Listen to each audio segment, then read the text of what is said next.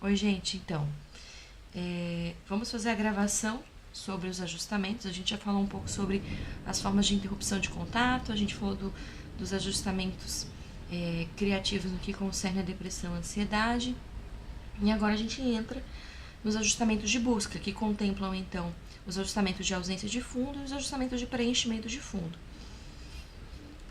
Nos ajustamentos de preenchimento de fundo, a gente tem que entender que os codados vivenciados, né, aquilo que o sujeito vivenciou na fronteira do contato entre passado e futuro, ou eles não foram assimilados, e aí nesse sentido o sujeito ele vai tentar preencher algo que ele não teve, um registro de codado que ele não teve, ou se foram assimilados, não foram suficientemente sólidos essas experiências para serem integradas, para que o sujeito consiga integrar o registro daquela vivência e fazer uma reflexão. Então, ele vai, ou ele não vai assimilar a experiência, ou ele assimila de forma não integrativa.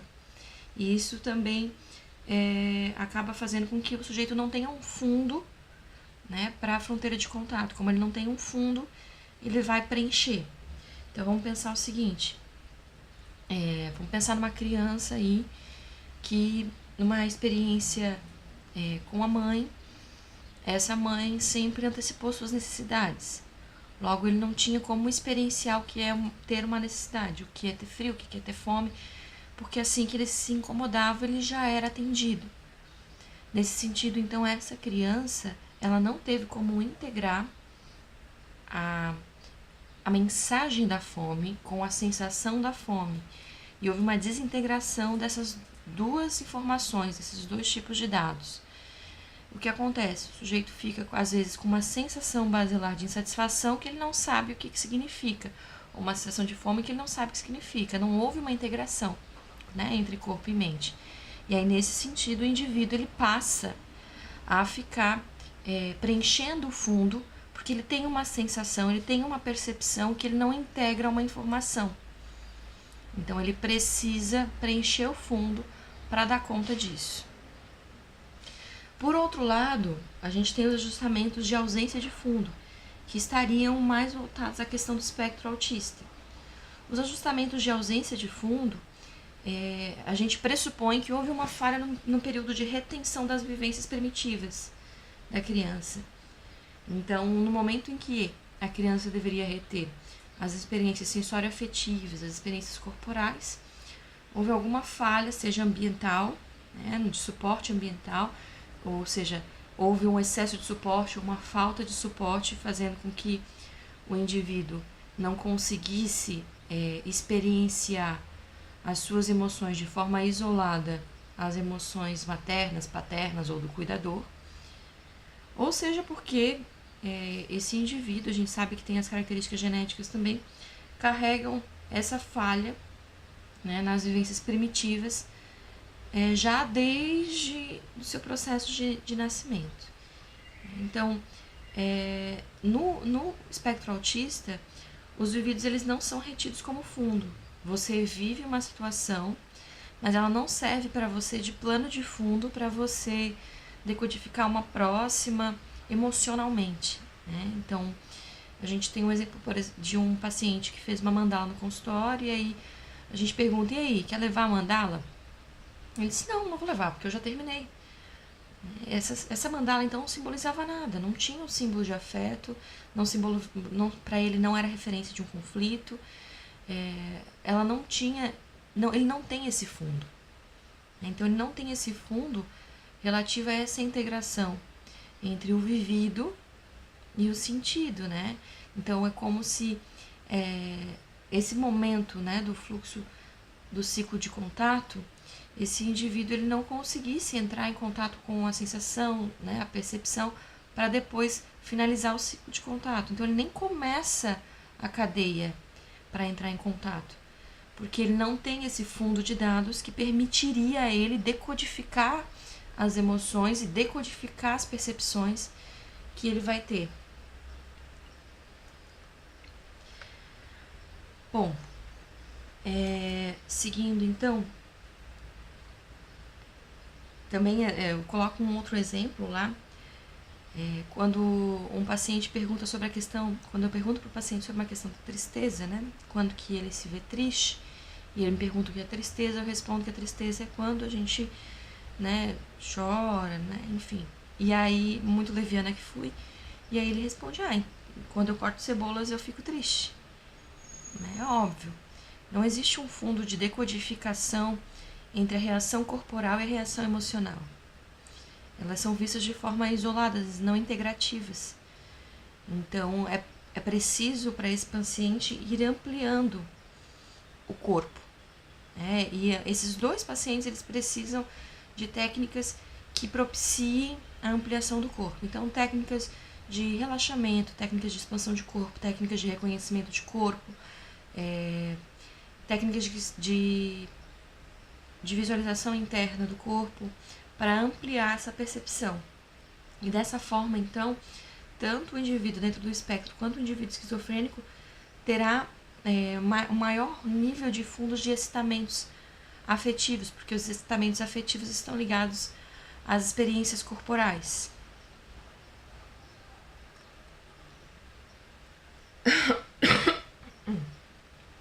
Vamos lembrar então, nos ajustamentos de preenchimento de fundo, que estão ligados então à esquizofrenia, os indivíduos eles vão apresentar as alucinações que podem ser auditivas, visuais, sinestésicas, verbais, enfim. E essas alucinações elas vêm para dar conta da existência de dados que poderiam responder a isso na fronteira de contato. Como eles não têm, eles respondem criando esses dados. E isso é a forma como eles conseguem estabelecer suas fronteiras. Vamos lembrar que a fronteira de contato não é necessariamente uma coisa ruim. É preciso que a gente tenha fronteira de contato para separar o meu eu do outro, para que meu self seja integrado à minha experiência e não viva confluindo, né, apenas com os outros eus. Então, nesse sentido, a pessoa que apresenta esquizofrenia também precisa ter sua fronteira, e muitas vezes o delírio, a alucinação, enfim, é uma forma de preenchimento de fundo para estabelecimento dessa fronteira, para conseguir separar o eu do outro, que nesse momento é muito confuso, por conta dessas experiências primitivas, iniciais, que não foram integrativas, né, que não deu a possibilidade de experienciar mente e corpo de forma integrada. Então, daí está escrito assim: ante um símbolo que demanda um fundo de outros símbolos, investidos de valor afetivo, se estes outros símbolos não estiverem retidos, a função do ego precisa produzi-los, o que é a mesma coisa, a função do ego precisa aluciná-los. Então, se eu não encontro algo do meu codado, eu preciso fazer uma fronteira de contato, eu preciso separar o que é o outro, eu preciso separar o que faz parte de mim, eu preciso entender até onde o outro pode ir comigo, até onde eu permito esse contato, e como eu permito esse contato, e para isso, às vezes, eu preciso alucinar. Eu coloco lá no slide o seguinte exemplo. Um consulente relata seu grande desconforto ao cruzar por homens mais velhos onde quer que esteja. Se por um instante um desses homens lhe dirige a palavra, ele sente seu pescoço formigar como se a resposta estivesse presa na garganta. Ele produz com a garganta a resposta que não encontra na linguagem. Não porque não domine o idioma, ou que esteja cometido de qualquer distúrbio fonológico. Não há em seu fundo de pensamentos uma representação que possa ser repetida naquele instante. Então, a alternativa do ego, naquele momento, foi responder a partir de uma alucinação sinestésica. Então, o indivíduo não tinha, dentro dos codados de resposta, uma forma de responder aquele homem. Até porque, se a gente fosse olhar para as gestalts abertas desse indivíduo, tinha a ver com questões relativas a abuso, a violência praticada por homens. Então, ele não conseguia responder a esses homens. Então, como ele não responde, ele não encontra uma forma de responder a esses homens, a melhor forma de ele dar conta dessa tensão que vem, pelo ciclo de contato, é produzir essa alucinação sinestésica, reter esse fundo. Então, eu não consigo falar, mas eu tenho a sensação na minha garganta que alivia a tensão que eu sinto em virtude da vontade de falar, e isso produz um certo alívio.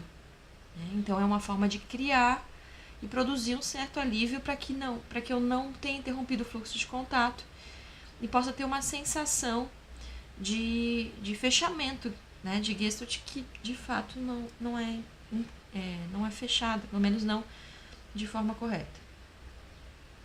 A gente não desqualifica, não interpreta as alucinações, os delírios como se fossem coisas a descobrir de nenhuma forma. Na verdade, a alucinação, os delírios, eles nos dão indício de que o indivíduo está se protegendo, está se secretariando na medida do possível, que ele está fazendo o possível para manter suas fronteiras. Isso nos fala ainda de uma self-protection, de uma proteção de si mesmo, que tá ainda preservada e que a gente precisa atuar a favor e não contra ela. Isso é muito importante. Então, em relação aos ajustamentos de busca, eu acho que seria isso. O que é importante a gente pensar nos ajustamentos de busca da psicose, da esquizofrenia, é que cabe a nós ali não a interpretação, mas auxiliar esse indivíduo a fazer as fronteiras. Então, a que serve esse delírio? Ele serve para me proteger de quê? E auxiliá-lo a aumentar esse suporte, esse autossuporte, né? Então, se no caso daquele rapaz, se houve uma violência em relação aos homens, então vamos descobrir juntos uma forma de levantar fronteiras contra esses homens da vida que podem machucar, que podem ferir, a começar pelos homens da vida atual, que estão aqui no aqui e agora, no tempo presente, que de alguma forma ainda o violentam. E aí o terapeuta, muito numa atitude de dar um suporte de self, muitas vezes emprestando self para esse paciente, ele vai auxiliá-lo a responder a esses homens, falar com esses homens, dar um limite a esses homens, ou pelo menos falar sobre eles. Então, a gente não vai direto para a alucinação, porque muitas vezes ela é o sistema de proteção. A gente precisa entender que ela serve como proteção de alguma cena, de algum registro de uma gestalt, aberta ou fixa, que a gente precisa às vezes localizar para que o indivíduo possa estabelecer suas fronteiras de contato a partir de novos codados que vão sendo criados na terapia. Então, novas respostas que ele vai aprendendo a dar para esses homens na terapia. Então, aqui a gente encerra essa questão e a gente vai já para a parte da técnica, né? Na Gestalt, a gente não fala de técnicas, a gente fala de experimentos. É muito comum a gente falar de experimentos gestálticos e tal, porque vai se entender que não é algo que vem daqui para lá, né? Que eu, enquanto terapeuta, vou aplicar e meu paciente vai passivamente receber. Não, o experimento ele serve para testar uma hipótese, né? Então, o terapeuta tem uma hipótese, ele promove uma experiência para ambos, para ele e para o paciente, de modo a que essa hipótese seja aceita ou que ela seja refutada, e aí ele pode dar uma nova direção ao tratamento. Então, o objetivo sempre vai ser que eu, enquanto terapeuta, e o paciente possam descobrir que partes, né, do self estão evitando contato ou estão prejudicando a awareness, né, a consciência de si, do seu corpo, do aqui e agora, das situações da vida e por que essa consciência está sendo prejudicada. Então, os experimentos têm essa função. Quais são as etapas de um experimento? Então, primeiro a gente vai explorando as expectativas do paciente para aquele dia, quais são os dados que ele traz e criando um momento seguro para a experimentação. Significa que eu vou falar para ele o que eu vou fazer, vou explicar a razão de fazer e vou pedir para que ele, se ele me permitir, que ele possa me dizer quando quiser parar, que a gente vai até onde dá, enfim. E dessa forma a gente vai criando um ambiente seguro para a experimentação. Então, há um consenso, a gente discute sobre isso, a gente diz que ele não está sozinho no processo, a gente se coloca ali o tempo todo, né? É importante essa segunda etapa de dizer que a gente está junto, que a gente não vai, que ele não está sozinho nessa experiência, que também é uma experiência para nós. Uma terceira etapa que seria a gradação, que a gente tem que entender que o paciente ele vai experienciar algo de acordo com os seus limites, então vai ser gradual. Vai ser gradual para mim como terapeuta, vai ser gradual para ele como paciente, de acordo com as nossas disponibilidades internas. E respeitar essa gradação. O quarto etapa seria awareness, que seria a gente utilizar referências para ampliar a consciência. Então, junto com qualquer experimentação, a gente sempre vai utilizar algum recurso para ampliação de experiência. Respira fundo, fecha os olhos, sente o seu corpo, coloca os pés no chão, sempre para ampliar o awareness, para trazer a pessoa para o momento do aqui e agora. Porque às vezes é muito difícil, né, para o paciente que chega, largar pensamento sobre trabalho, pensamento sobre escola, pensamento sobre as coisas que são cotidianas, corriqueiras. E aí, quando a gente vai trazendo ele para aqui e agora, a gente propicia que ele entre de fato na terapia, o que é muito importante. A quinta etapa seria energia. A gente sempre tem que perceber onde é que está a energia disponível do paciente para o experimento.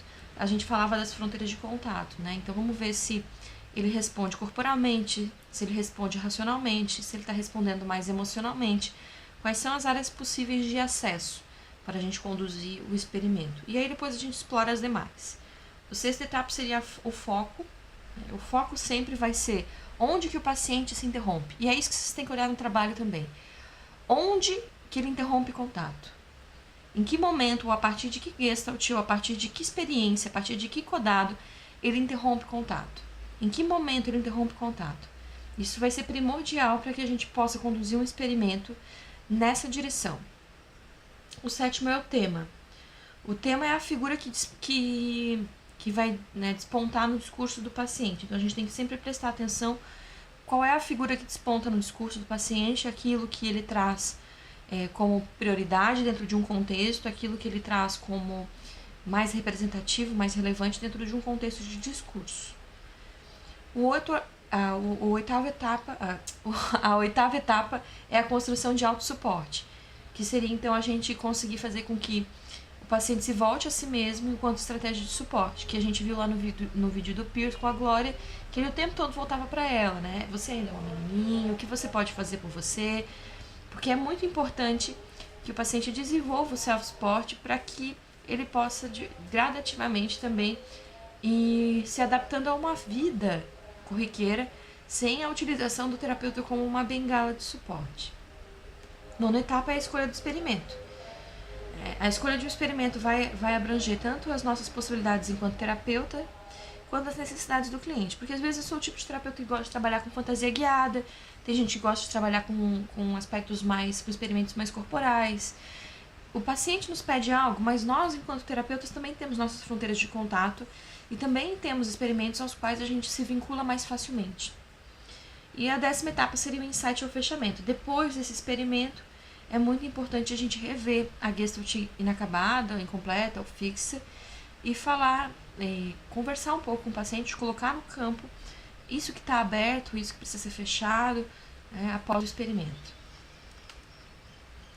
Lembrando sempre que a Gestalt ela parte de um pressuposto fenomenológico, portanto, o método que será utilizado é um método fenomenológico, em que são investigadas as vivências das pessoas em determinadas situações. Então, quando o paciente me fala de tristeza, eu exploro suas vivências de tristeza. Quando ele me fala de morte, eu exploro suas vivências de morte, que é a partir das vivências que o indivíduo ele simboliza, né, ou ele significa as suas gestalts, e a partir disso é que ele vai dar respostas, né, aos novas figuras que ele vai enxergar na vida dele. Então, sempre a gente vai olhar para as vivências e tentar captar o sentido daquela vivência para aquele indivíduo, né? Então, Dona Maria, ela está me contando que ela está muito triste, e aí a gente pergunta em que momentos da vida dela ela se sentiu triste, que ela fale para mim os momentos mais tristes da vida, e a gente vai explorando as sensações corporais, as sensações psíquicas, as questões emocionais que advieram dessa vivência. Então, é muito importante a Gestalt ela tem alguns livros, né, sobre experimentos gestálticos. E é muito importante que antes de a gente aplicar quaisquer coisas, a gente esteja sempre ciente daquilo que precisa ser preservado no experimento. É muito importante a gente, o tempo todo, devolver para o paciente aquilo que ele está experienciando. Perguntar, onde você está agora? O que você está experienciando agora? e colocar ele no aqui e agora. Olha, agora você está consciente de que, agora você está sabendo de que. Quando o paciente começa, por exemplo, a evitar as instruções, a gente está num experimento, ele começa, eu não quero, não vou, ou eu não consigo. E aí você faz com que ele se integre dessa interrupção. Então, você pede para que ele repita com você, olha, então agora eu estou consciente de que quero parar. Ele precisa se responsabilizar por isso. Ele não pode colocar isso como... É muito comum, né? Porque do jeito que você faz eu não consigo, ou porque, eu não consigo fechar os olhos, eu não consigo, né? Não, eu não quero. Eu tô consciente de que eu não quero. Que tem muito mais a ver com isso, com a gente estar desejando interromper esse contato, do que com uma inabilidade nossa ou uma inabilidade ambiental, uma inabilidade do terapeuta.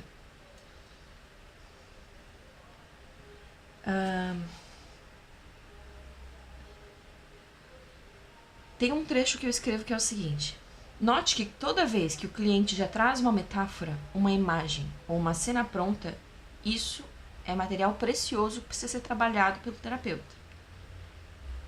Quando o paciente traz, eu tô correndo atrás do rabo, isso é precioso. Quando ele traz uma metáfora, significa que ele conseguiu pensar, sentir sobre isso, simbolizou, concretizou num objeto, e aí está mais próximo para que a gente possa ampliar a consciência dessa situação. E aí, nesse caso, por exemplo, do paciente que corre atrás do rabo, a gente podia pedir para que o paciente se levantasse e fizesse essa corrida atrás do rabo. E poderia a gente explorar essas sensações, esses sentimentos, o que surge daí de pensamentos, de ideias, a partir desse ato corporal, que muitas vezes simboliza muito aquilo que o paciente vive. Como eu falei para vocês do caso do meu grilo, eu tive paciente que falava que estava dando murro em ponta de faca. E aí eu pedi para que ele desse um murro em ponta de faca e que ele fizesse a imagem do murro em ponta de faca, do que era isso, né?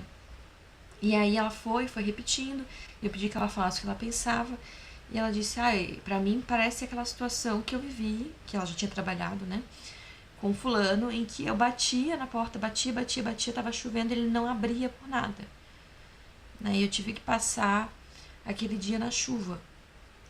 E aí a gente começou a trabalhar os sentimentos que vieram disso e como que ela lidou com esses sentimentos, e a gente deu conta que nesse momento ela sentiu que não importava o que ela fizesse, que ela sempre seria vítima da vida. E aí a gente teve a oportunidade de ressignificar essa situação.